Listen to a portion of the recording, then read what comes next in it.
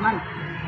Ay mga palangga, ito po yung lingkod, buhay mahirap buhay, provision mga palangga. Second, tayo po namin na libre po ng ating magaling na attorney po ng Bayan ng Coron na si Attorney Albert C. Garay.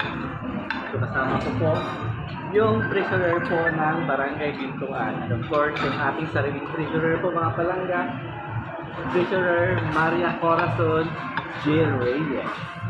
Kami rin pa. So, nagtatanong po si aming treasurer kung kailan daw po uwi si attorney kasi wala daw po kami tagapakain sa amin. So, sulitin po namin yung mapalaga habang nandito po yung tagapakain sa amin.